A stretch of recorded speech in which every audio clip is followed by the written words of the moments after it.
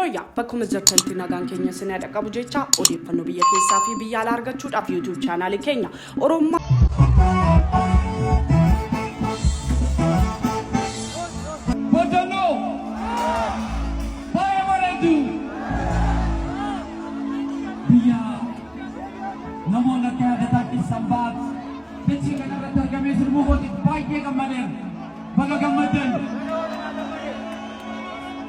Yadata kumata manas ke sabo tunati mulata Yadata asko family finfine legan saati Aske sais yadata kumata matu jiranati mulata undu Sini jalada Yababiya tintana Katenya tu bakana Yababiya tintana Yababiya tintana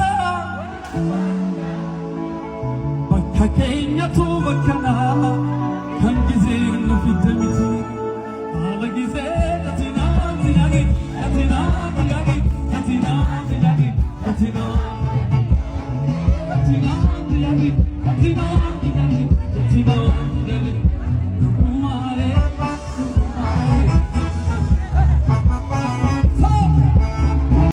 Jaban booressa booraniin nama gadate nama tiroorsa garancadha itti fufeem. Ergaan guddaan bo'oo walaloo lammaffaa irratti argamaam.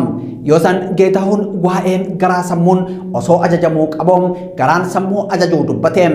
Warra garaan makaraa nyaachisuuf waa dhaame fakkaataam. Gama biraan ammoo waa'ee isa xiqqaan guddatti roorrisus ibsuu mala ta'am. Maraafuu warra garaan asiif achi isa oofoof erga beedhaam. Viidiyoon bakka kanatti dhimma itti bahameem danuu ta'us namoota lama wal dhabe araarsuuf maanguddoon gidduu ta'anii yoo dubbatan mul'ata. Aadaa Oromoo keessatti namoota wal dhaban walitti araarsuuf sirni jaarsummaa ni dubbatama. Maanguddoonni namoota wal dhaban kana walitti araarsuuf jaarsummaa taa'atii jiru. Biyyi abbaa biyyaatiin tola warra abbaa biyyaatiin nuti bakka keenyatu bakkanaa kan gizeen nu fidde miti jedha Yoosan Geetahuun itti fufuuni. Dhuguma biyyi abbaa biyyaatiin tola Oromoon abbaa biyyaatiin iddoon nuuf malus bakka kanaam waan yeroo nutti fidde miti jechuu isaati. Oromoon abbaa biyyaatiin abbummaan biyyaa Oromoo waan yeroon fidde miti. Bakkumam idduma saba Oromootum addana jechuun ibseetii jira. Ergaan kun warra Oromoo fi Oromummaa xinneessaniif himame. Iddoo nuuf malum kan gizeen nutti fidde osoo hin taane qabsotu nuuf fide jechuu barbaade. Bakka kanatti Yoosan Geetahuun kan gizeen nuuf fidde miti wayita jedhuun Finfinnee duuba isaatti mul'iseetii jira. Sirba ogummaadhaan daayirektii ta'eedha. Finfinneen lafa Oromoo ta'uu ishee yaadachiisee jira. Itti fufuun baala gizee jettee na waamti jarri dhugumaaree kan jettu jarri nan jibbaaree yoo tole barri nan sarmaaree yoo dide barri jedhe. Buufata walaloo kanaa keessatti ergaawwan adda addaa 3 fi 4 ta'antu darbe. Kan dura dhimma baala gizee jedhamuun waamamuuti. Gareewwan siyaasaa Itoophiyaa keessatti wal ijaaruun maqaa abbaa dabarummaa yookaan baala gizee yookaan ammoo taranyummaa jedhuun Oromoo waamamu. Siyaasni baala gizee bara 2018 Itoophiyaa keessatti dubbatamaa jiru uummata Oromoo kan fayyade osoo hin taane namoota dhuunfaa kan aangesseedha jedhamuunis himama.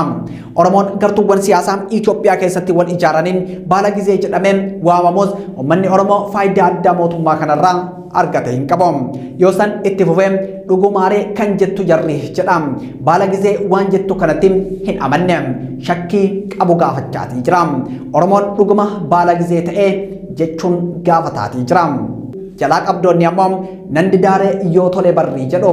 Kana jechuun baala gizee jedhan sanuu yoo ta'e ani abbaa biyyaatiin yoo tole barri jedhaatii jiru.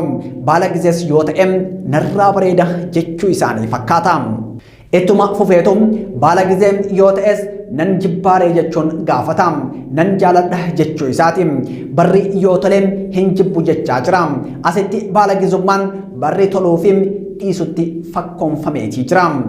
Achumatti ammoo barri yoo toluu dideem nan sarmaareem tole jedhaareem jedheem barri hin tolle taanaan nan didaam baala gizee hin ta'uum jechaa jira fakkaata. Asirratti viidiyoon harmeen mana jala teetteem wayita Yoosan dhugumaaree kan jettu jarri jedhuun mataa raasaa yaadaan dhuguma Oromoon baala gizeedhaan waan jedhanii gaafataa jiran fakkaatu. nan sarmaaree yoo dudee barriim wayita inni jedhu ammoo lilmoon huccuu hodhaam waan barri fideem gadi jennee jala darbinaam ergaa jedhu waan dabarsaa jiran fakkaatu. Gama biraatiin jarri Oromoon baala gizee jettus Oromoof wanti darbe hin jiroom har'as Oromoon hiyyummaa keessaa hin baaneem diinagdeedhaan hin badhaaneem mana citaa hin jijjiiraneem uffata isaa lilmoon hodhachuu hin dhiifneem ergaa jedhus dabarseeti jira.